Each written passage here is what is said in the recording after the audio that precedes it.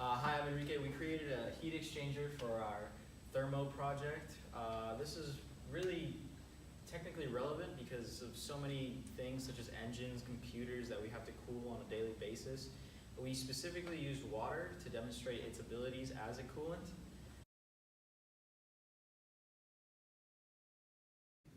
Hi, I'm George Kirkendall, and I'm just going to explain the system today.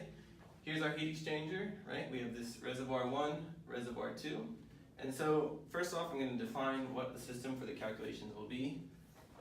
So we're going to define the water as our system, so that will include everything within the reservoir, and then also within the tubing. So basically, we can eliminate the mass flow that way. Okay, so there's a couple assumptions we need to make before we go over these calculations. The first assumption is that both fluids are incompressible, and that's mostly just because the specific volume of fluids in general changes very little, and the temperature range that we're working with over this experiment is actually quite small on a thermodynamic scale. The second assumption is that the specific heats are constant.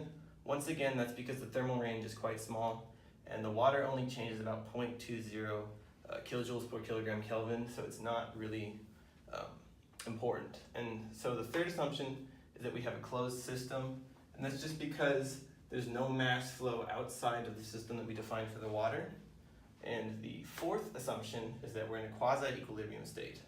That's basically because the amount of mass that's in this tube that's going to be a different temperature from the rest of the reservoir is actually quite small. It doesn't affect the total energy too much. And because of the movement of the water, it will equalize quite quickly. The fifth assumption is that there's no heat flow at the environment. Realistically, there's going to be some heat flow, especially out here when the tube is between the two reservoirs. But we kept both of the liquids within styrofoam containers, and it's really not too big. So those are our assumptions.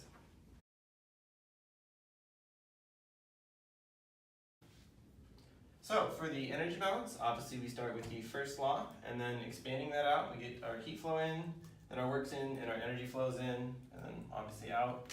And basically, because this was a closed system, our energy flows are going to go to 0. And then also there's nothing doing any work in the system's not doing any work, so those are also going to go to 0.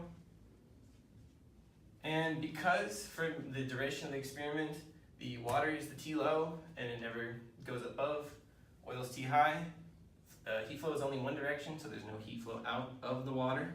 So basically we just get reduced down to Q in, and so obviously this is all to 0, this is all to 0, and just the Q in, and the Q in is equal to the change in energy of the system, which is our water again. And expanding this out, we have a constant specific heat because, once again, the temperature range is quite small on a thermodynamic scale. So we just have the mass times the specific heat, which is obviously on a per mass basis, times T2, final temperature of the water, minus T1, initial temperature of the water, and then we'll give the total energy flow into the water.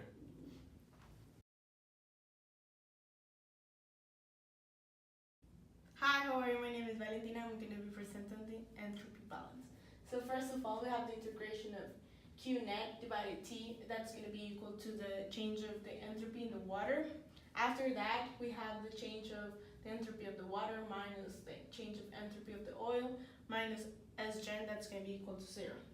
With that being said, we have Sgen equals to the change of the entropy of the water minus the change of the entropy of the oil.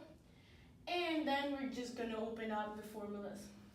And here we have the mass times the specific heat of the water times ln T2 divided the temperature of the water minus the mass of the oil, the specific heat of the oil, times logarithm of 2 divided the T oil.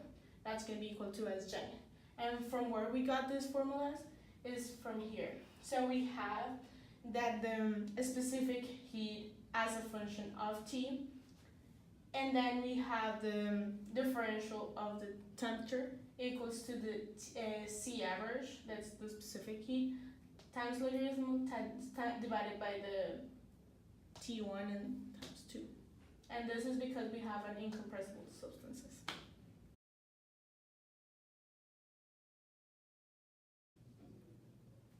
Hi, I'm Matthew. So using the data that we collected from our actual experiment, we were able to calculate the specific heat of the oil, knowing that the energy in from the water is equal to the energy that's lost through the oil. We were able to set them equal to each other, and then just with some algebra, derive this formula, and then it's just plugging and chugging. Given our known values, which we found during our experiment, we were able to plug in all of these and our masses into this equation and find that the specific heat of the oil is equal to about 1.1 kilojoules per kilogram Kelvin. We're also able to find the equation for the entropy generated, knowing that it would be equal to the entropy that is gained from the water and the entropy that is lost through the oil. So again, just plugging in all the values that we've already found, we're able to find that the SGen is equal to 20.7 kilojoules per kilogram Kelvin.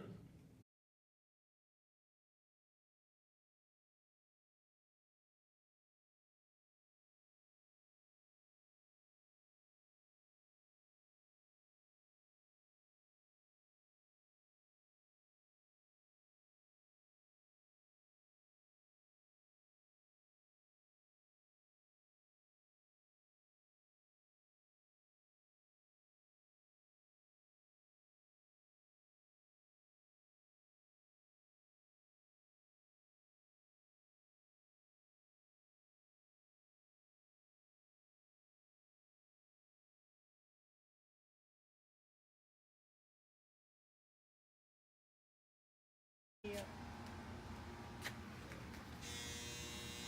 Yeah.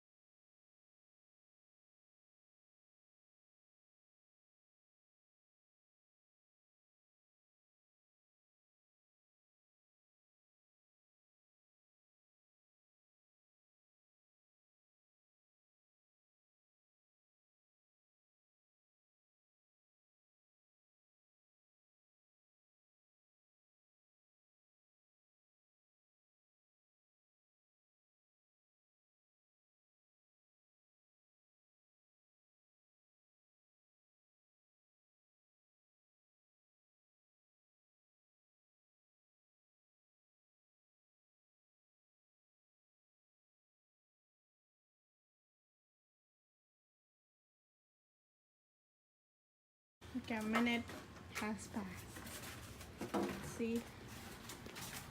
Okay, that's. Is it 60? Yeah, it's 60. 148. 60 and 148. Okay, it's the same. 160, 61, and 143. Oh my god. The water's like not changing at all. Yeah.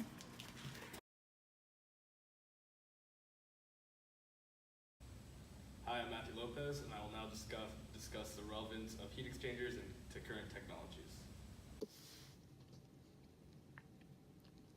A heat exchanger is a device used to transfer heat from two or more liquids. It works for both cooling and heating processes. Our project is a basic heat exchanger using water to cool down oil. Heat exchangers are extremely relevant and vital throughout the world. Heat exchangers are used in various industries, such as refrigeration, space heating, and nuclear power.